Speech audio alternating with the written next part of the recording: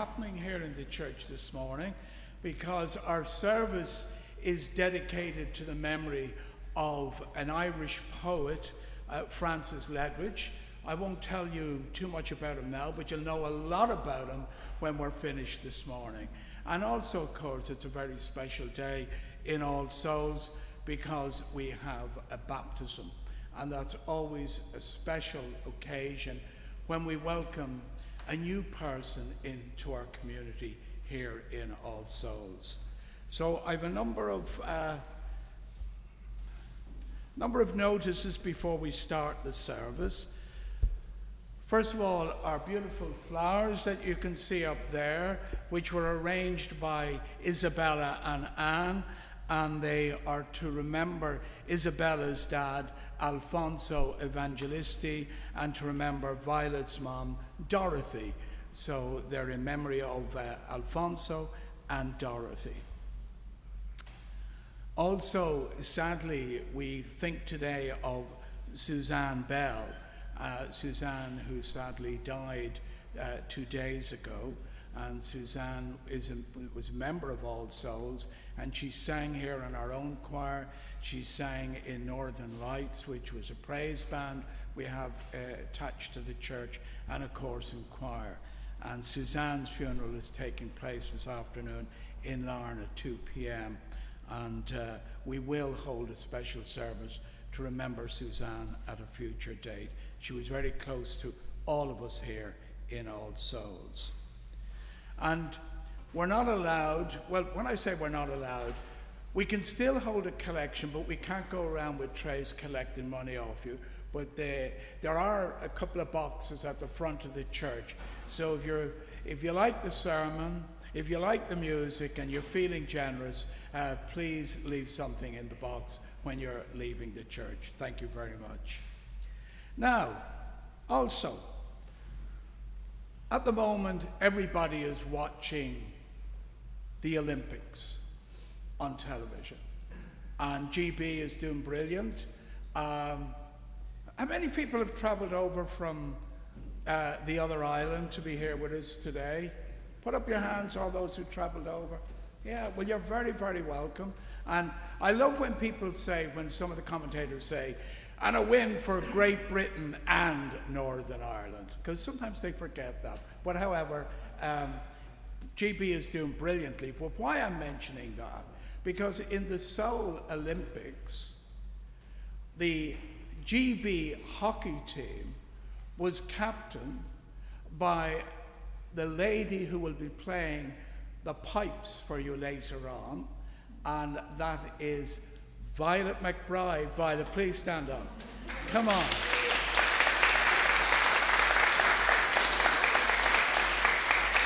She wasn't expecting that, and she'll give out to me later on, but we're incredibly proud of you here, Violet, incredibly so.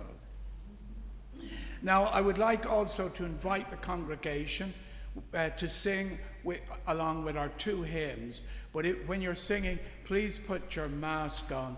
That is the regulation in churches. When you're singing a hymn, the congregation, if they're singing along, must wear a mask whilst singing. So, and the words will come up on the 2 screens that we have either side of the church. Now, as I said, our service is dedicated to Francis Ledwedge, who was born on the 19th of August, 1887. He was the 7th child of a poor labouring family. Father and mother were Patrick and Anne, and Patrick died aged 52 in 1892, when Francis was only 5 years of age. His mother worked as a domestic to maintain the family and tried to send them for some schooling, which was extremely difficult. And the girls in the family worked as domestics. Francis's teacher was Thomas Madden, a well-known Gaeilgeoir, which means Irish speaker, and a very strict teacher, and probably had an incredibly good influence on Francis. He left school in 1901, aged 13, and worked as a farm labourer to begin with. And I want to particularly thank Francis Mully, because Francis is the person who brought the memory of Francis Ledwedge to us this morning, or throughout the last few months, because this is a very special time, because throughout Ireland, Francis Ledwedge is being remembered as one of Ireland's noble poets.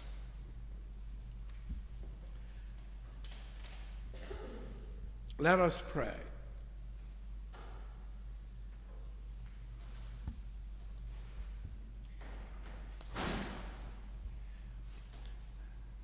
Loving and inclusive God, we come at this time to this place to rediscover the wondrous gift of free religious community, to renew our faith in the holiness, goodness, and beauty of life, and to welcome a new life, to reaffirm the way of the open mind and full heart, to rekindle the flame of memory and hope within all us, to reclaim that wonderful vision of an earth made fair, with all our peoples treated fairly in the eyes of a loving and inclusive God.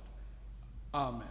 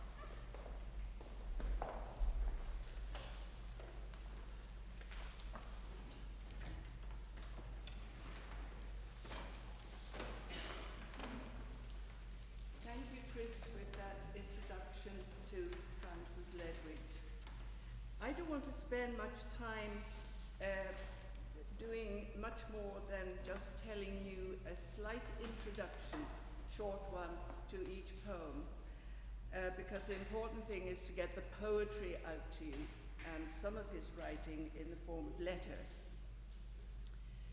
I used to be attracted to the Hill of Slane.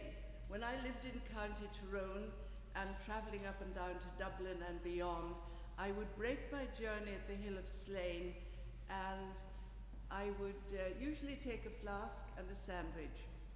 And there was an old dog called Mossy, which I discovered the name later, and he was sharing my sandwich one day. And a lady came out to call her dog in, came out of the house nearby.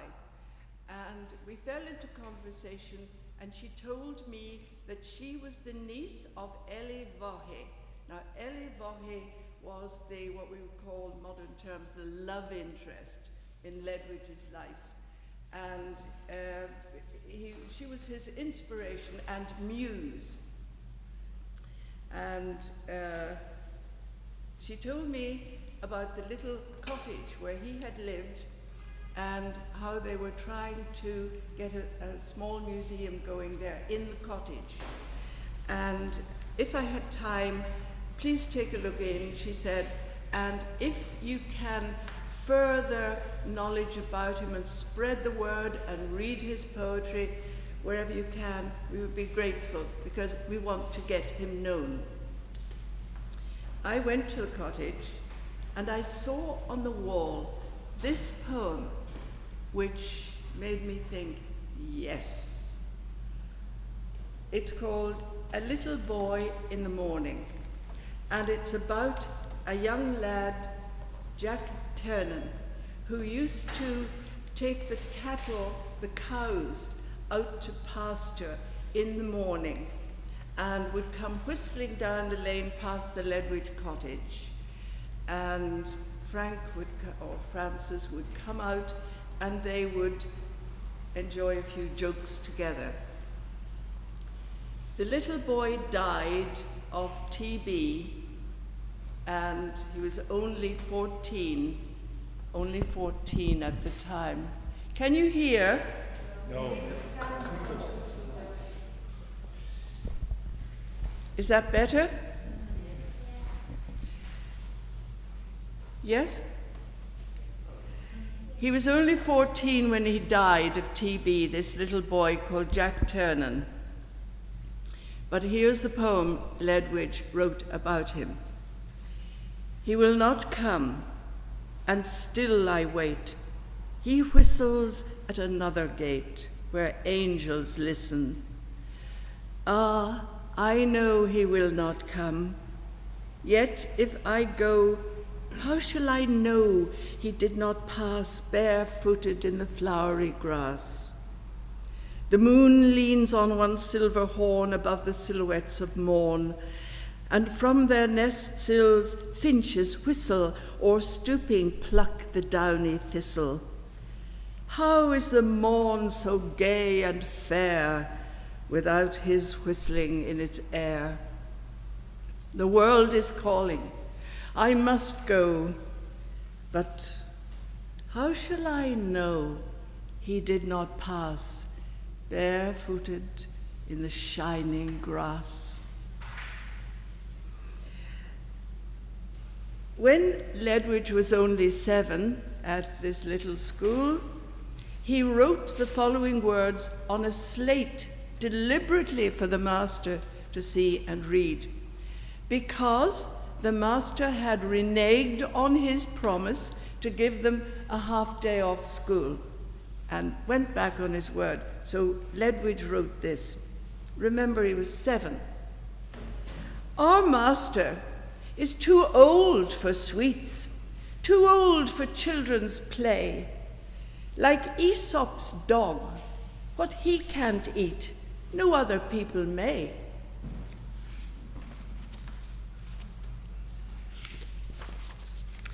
He was a great observer of nature, a kind of Richard Attenborough. He saw even the minutiae of life, The beetles, the worms, the grubs, the birds, everything. Took it all in. He loved the passing seasons and the changing months and what to expect in the months. Here is what looks like a little list of things to look out for in May. The poem is called May Morning. It's full of little rhyming couplets, and it was written in 1912 for the Drogheda Independent. It's called May Morning. Young May came peeping o'er the mount, and dressed herself before the fount. The glowworm snuffed his candle bright, the brooklet tumbled into light. The skylark sang into the blue, the baby corn sprang into view. The merle piped beside the strill, the mavis answered from the hill. The daisy crowned each grassy bleb, the spider crossed his dewy web. The woodpecker the hazel tapped, and straight its little leaves unwrapped. The snipe forsook his marshy bed, the canabon raised up its head, and still the harper played away the march of morning into day. Some of Ledwedge's poetry was very short, so I can imagine him giving a bunch of flowers to Eli Bohe, and here is a poem, 2 tiny verses which say a lot. It's called With Flowers. These have more language than my song. Take them and let them speak for me. I whispered them a secret thing down the green lanes of Allery. You shall remember quiet ways, watching them fade, and quiet eyes, and 2 hearts given up to love, a foolish and an overwise. He was a great observer, as I said, of the countryside, and he had a poem for every season and every month. Here is his poem about spring, and it's an example of his lovely pastoral poetry, nature meticulously observed. Once more the lark with song and speed cleaves through the dawn. His hurried bars fall like the flute of Ganymede, twirling and whistling from the stars. The primrose and the daffodil surprise the valleys, and wild thyme is sweet on every little hill when lambs come down at folding time. In every wild place now is heard the magpie's noisy house, and through the mingled tunes of many a bird, the ruffled wood dove's gentle coo. Sweet by the river's noisy brink, the water lily bursts her crown. The kingfisher comes down to drink like rainbow jewels falling down. And when the blue and grey entwine, the daisy shuts her golden eye, and peace wraps all those hills of mine safe in my dearest memory. Now, he wasn't all this romantic, nature-loving, observing poet. He could be quite tough, as illustrated by what he wrote on the slate for his master. He was no pushover, he was no pussycat. So he's gone to war now. He enlisted because, although a nationalist, he said he did not want the English to think that Ireland did nothing but sit on their hands and pass resolutions. So he joined up, took the King's Shilling, it was called then. Although Lord Dunsany, who lived quite near, was a writer, poet, and playwright himself, he recognized Ledwedge's abilities and begged him not to enlist, begged him not to go to war, in case anything would happen to him. He saw his possible future potential. And Ledwedge paid no attention and joined the Inniskilling Fusiliers, which Lord Dunsany had joined also.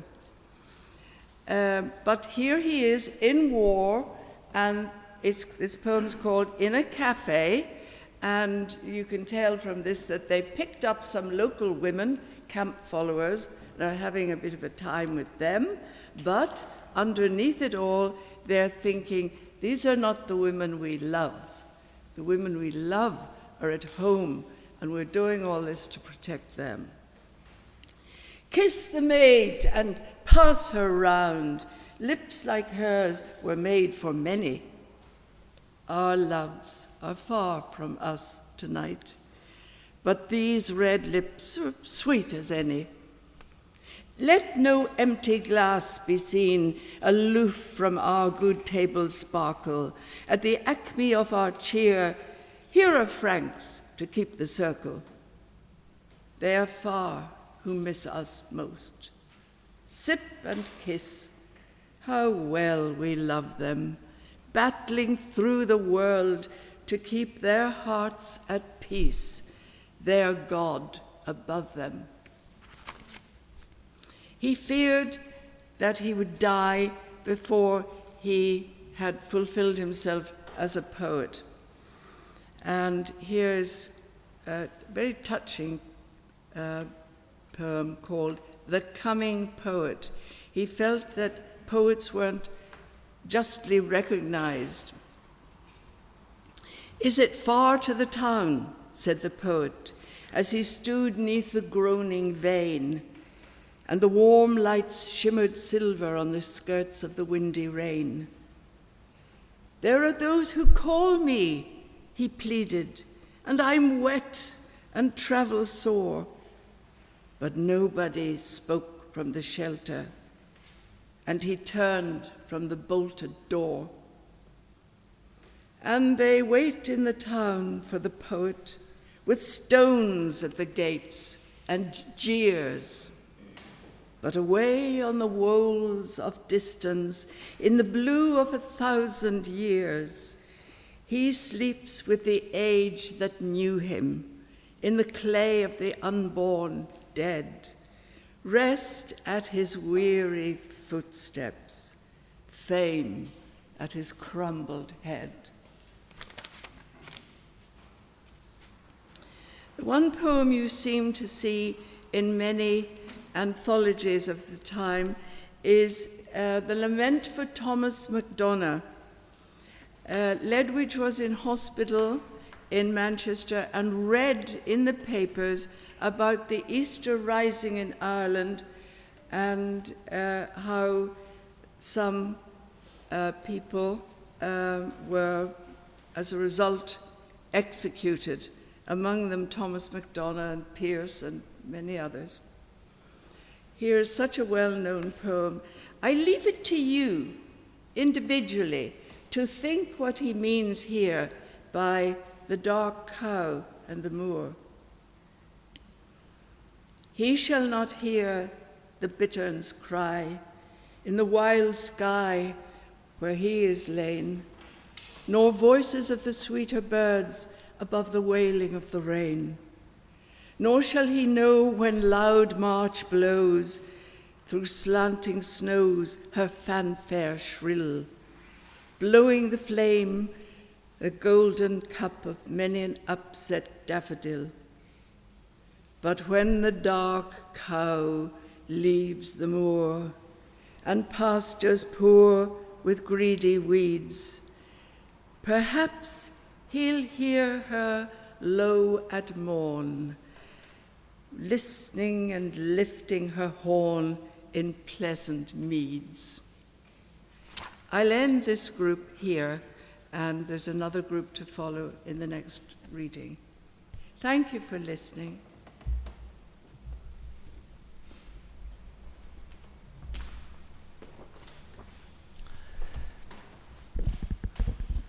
In recent weeks, we've been listening to pieces from Schumann's piano cycle, Kinderscenen. And including last week, we had the most famous piece of all, Dreaming. And another poet, O'Shaughnessy, said, "We are the music makers. We are the dreamers of dreams." Today, the last of Schumann's pieces is fittingly called "The Poet Speaks." And I was planning to land on this one on this Sunday. It's very short. So we have had a number from Kinderszenen, not in sequence, not exactly in the order that they came, but we end today with the last one. So we hope you've been enjoying these, and my approach to this is, hopefully it's the Borkman Wise principle, hopefully to play all the right notes, but not necessarily in the right order. But we do end with the final one today, "The Poet Speaks."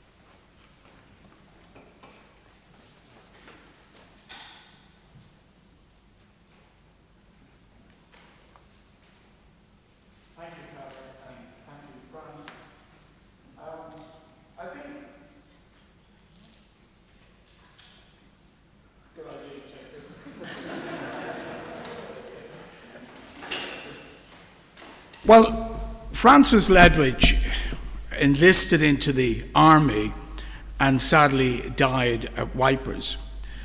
So I'd like to read in his memory that wonderful poem by Archibald MacLeish, "The Young Dead Soldiers." The young dead soldiers do not speak. Nevertheless, they are heard in the still houses. Who has not heard them? They have a silence that speaks for them at night and when the clock counts. They say, "We were young, we have died, remember us." They say, "We have done what we could, but until it is finished, it is not done." They say, "We have given our lives, but until it is finished, no one can know what our lives gave. They say our deaths are not ours. They are yours. They will mean what you make of them. They say whether our lives and our deaths were for peace and a new hope or for nothing, we cannot say. It is you who must say this. They say, we leave you our deaths, give them their meaning. We were young, they say. We have died. Remember us.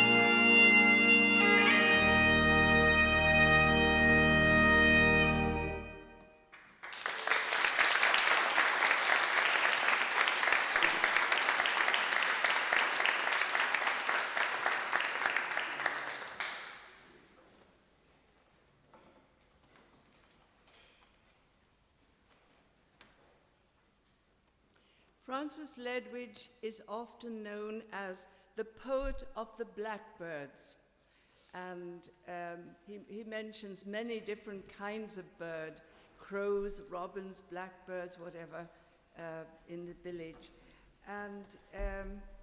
But particularly, he was known as the poet of the blackbirds. I want to read you a passage from a letter he wrote on receiving from his friend Catherine Tynan a very good review of a group of songs and poems that Lord Dunsany got compiled into a little book called The Songs of the Fields. And Ledwedge writes to her, "If I survive the war, I have great hopes of writing something that will live. If not, I trust to be remembered in my own land for one or two things which its long sorrow inspired. You ask me what I'm doing. I'm a unit in the Great War, doing and suffering and admiring great endeavor and condemning great dishonor. I may be dead before this reaches you, but I will have done my part. Death is as interesting to me as life. I have seen so much of it, from Suvla to Serbia and now in France. I am always homesick. I hear the roads calling and the hills and the rivers wondering where I am. It is terrible to be always homesick. In the midst of a terrible bombardment in Ypres, and he was killed at the Third Battle in 1917. Do you remember those old newsreel photographs and pictures of blasted tree trunks in war that just are sitting up like blackened spikes? Well, he heard a robin singing on one of those one morning, and it reminded him of the robins in Townley Woods. Home, a burst of sudden wings at dawn, faint voices in a dreamy noon, evenings of mist and murmurings, and nights with rainbows of the moon. And through these things a woodway dim, and waters dim, and slow sheep seen on uphill paths that wind away, through summer sounds and harvest green.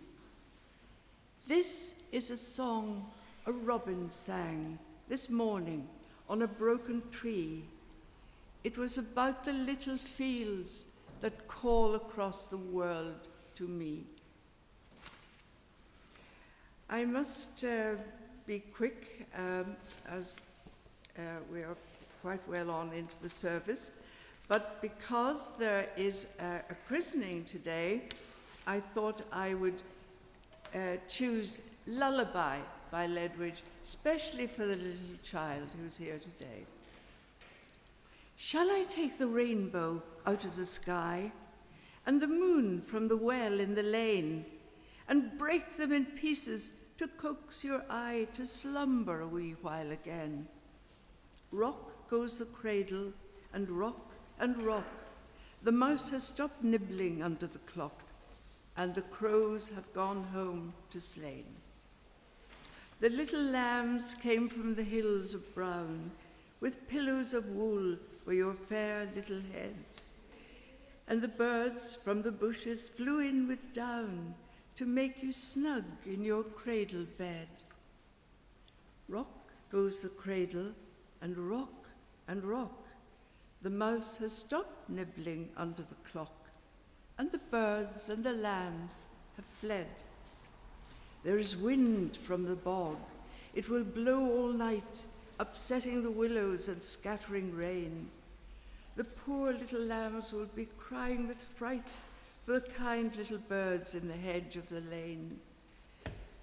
Sleep, little one, sleep, and the wet wind mock till the crows come back from slain.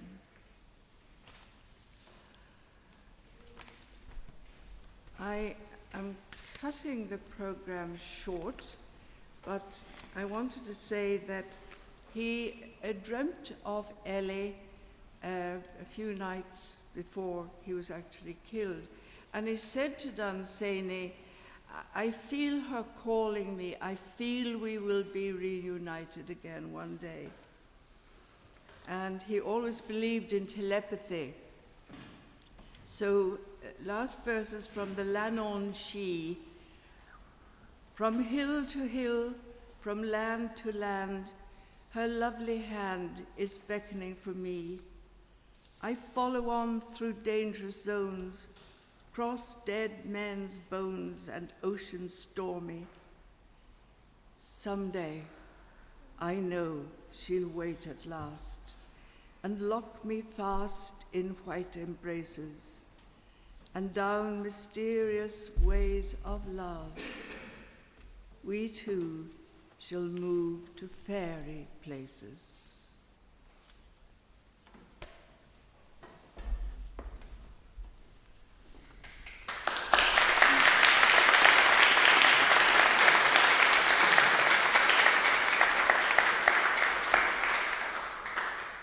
So I want to play a musical short tribute to Ledwedge, and I've been listening for inspiration. This is an improvisation. We don't know how it's going to come out, but Francis mentioned the blackbirds, that Ledwedge is known as the poet of the blackbirds.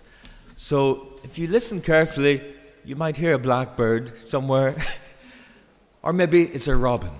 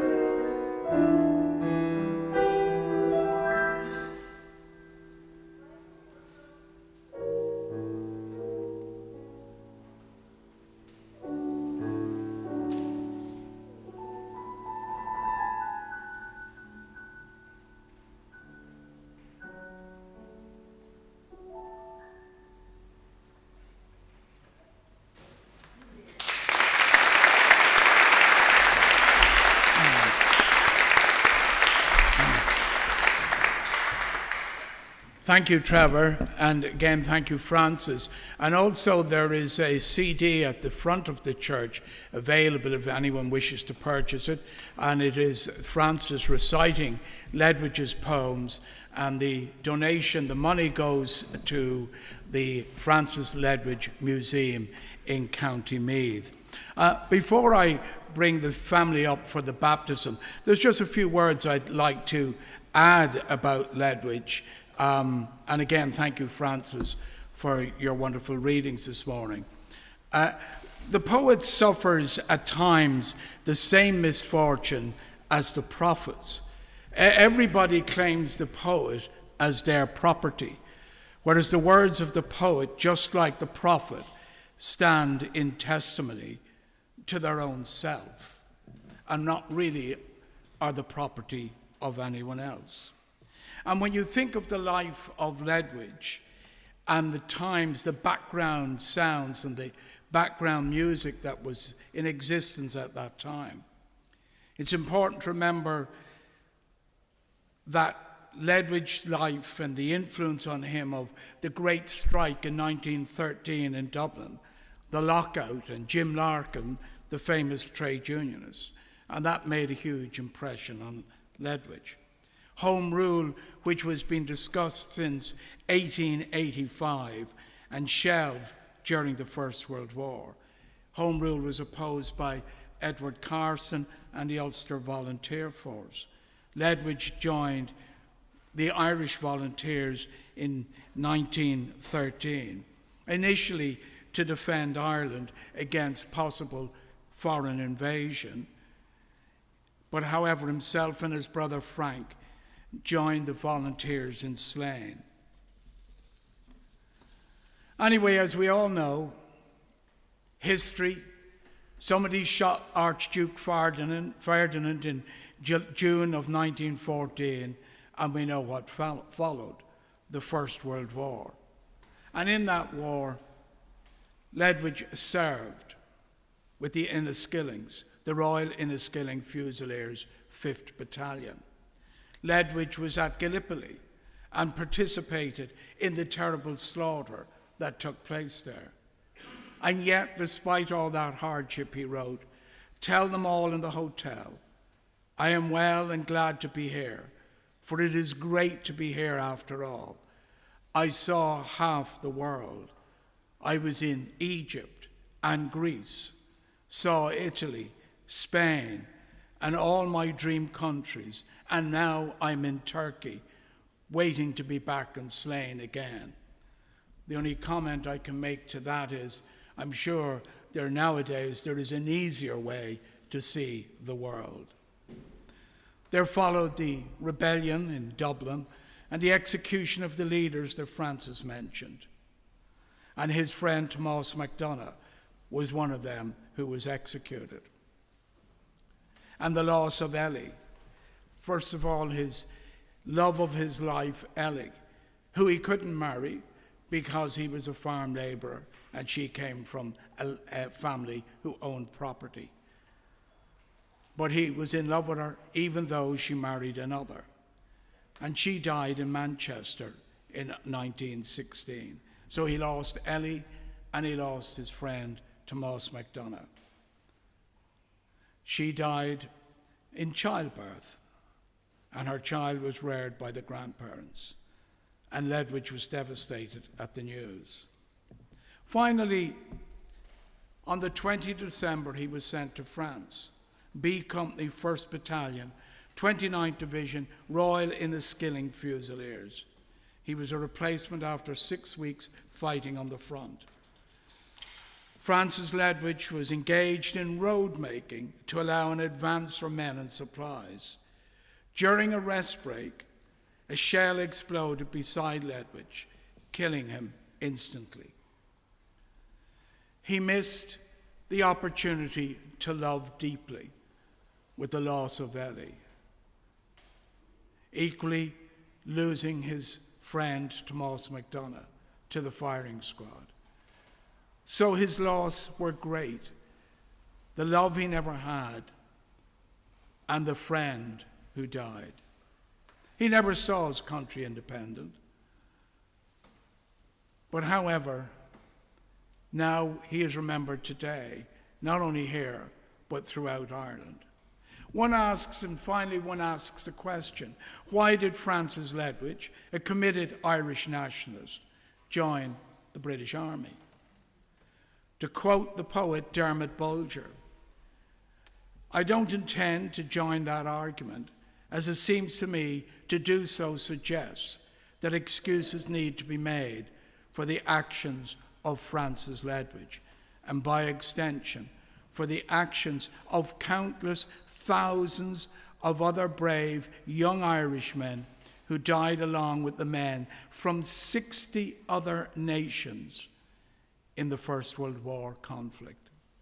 Men who marched away from home to the cheers, thanks and gratitude of neighbours and clergy, and returned home to hostility and abuse. Only they know the reason they went, and no one else can try other than to speculate as to why these men made that sacrifice.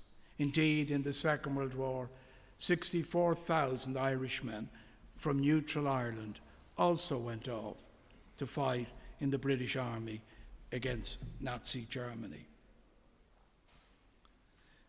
In that romantic sense and poetic sense, I leave the last words to a letter to Matty Maguna in March 2015. If you do not hear me singing after the war, will you know that I have gone across the tide to Keats and the rest of them. And now we know Ledwedge most certainly is singing amongst the bards of heaven. Amen. And now I'd like to invite Carl and Wendy to come forward. Are they in the... Is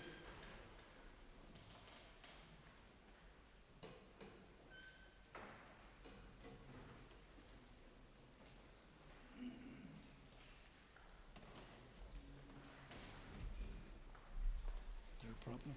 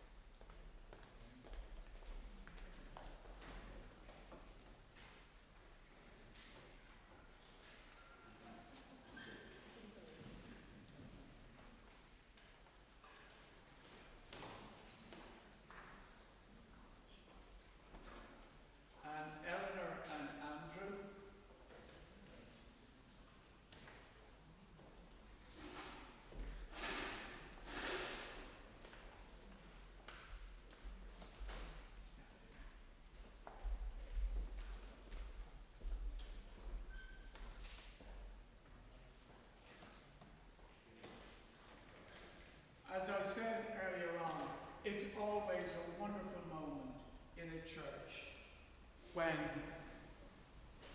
a new baby is brought to the church to be baptized.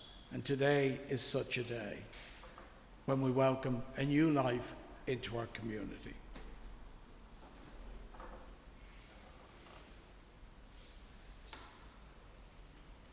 Of all God's gifts, that of a child is the most precious. It is in the children that the hope of the world is ever renewed. When therefore a child is born, it ought to be received with all the loving welcome and gracious care that we can bestow. We would join together in thanksgiving to the giver of life for this new gift. And we would cherish the tender hopes that cluster round this child. Carl and Wendy, in bringing your child to be welcomed through this congregation into the fellowship of humankind, you acknowledge her need for loving care and your determination to guide her with understanding. Do you then promise to the best of your ability, by your example, your precept, and your love, to lead her in the way of righteousness, of beauty, and of truth? Eleanor and Andrew, do you as godparents, representing relatives and friends, promise to support Carl and Wendy in their task of parenting? Good. Do you, the congregation of All Souls promised to support Carl and Wendy as a family. We do.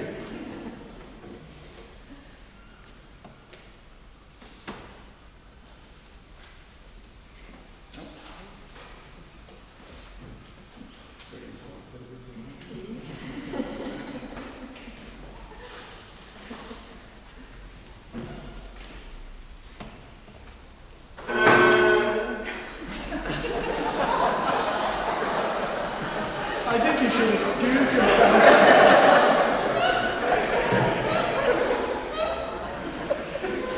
You're a very musical lady.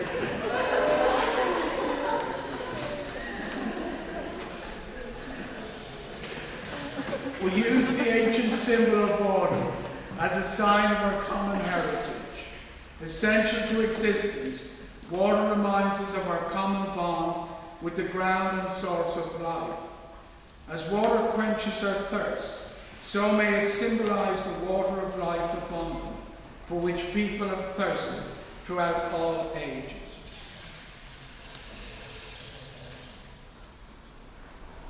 Now it's the tradition in this church to add a little drop of water from the River Jordan. And I can vouch that this is water from the River Jordan, because I got it myself at the River Jordan.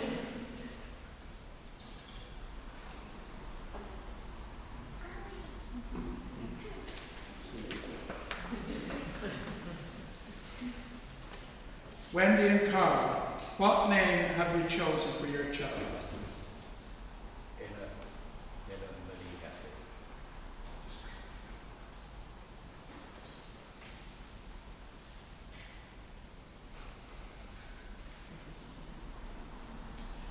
Ella Millie Hassel, I baptize you with water as a symbol of the common life which is in you and in the world about you.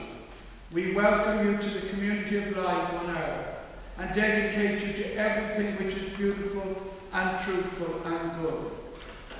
May your body be blessed. May you realize that your body is a faithful and beautiful friend of your soul. May you always have peace. May you always have joy in hearing, in seeing, in touching. May your senses always enable you to celebrate the universe. May your senses be awakened to the glorious and beauties of life, and may you be sensitive to its sorrow.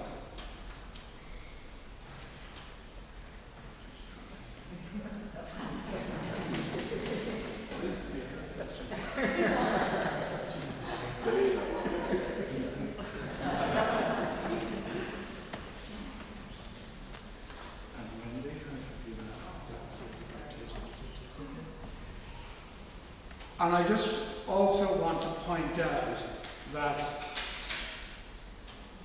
Ella Millie's names have a very important significance.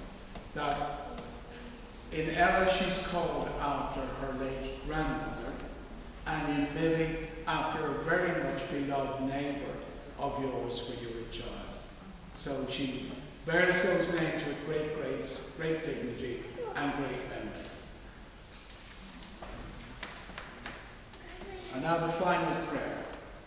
For the gift of childhood, whose innocence and laughter keep the world young, we all rejoice and give thanks.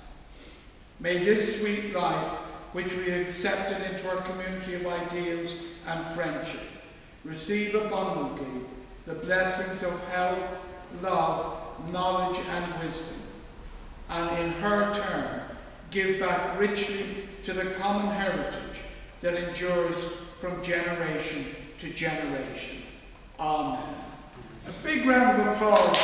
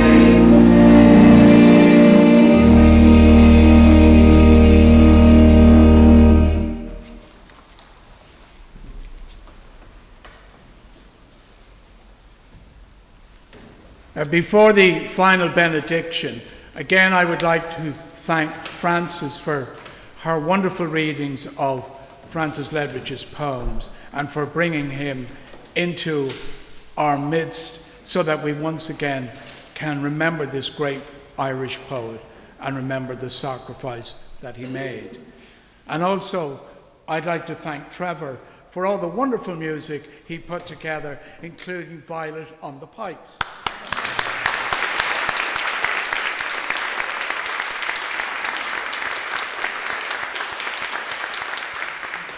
And I leave you with the benediction, A Soldier's Grave, not only in memory of Francis Ledwidge, but for all the fallen in the First World War. Then in the lull of midnight, gentle arms lifted him slowly down the slopes of death, lest he should hear again the mad alarms of battle, dying moans, and painful breath. And where the earth was soft for flowers we made, a grave for him that he might better rest.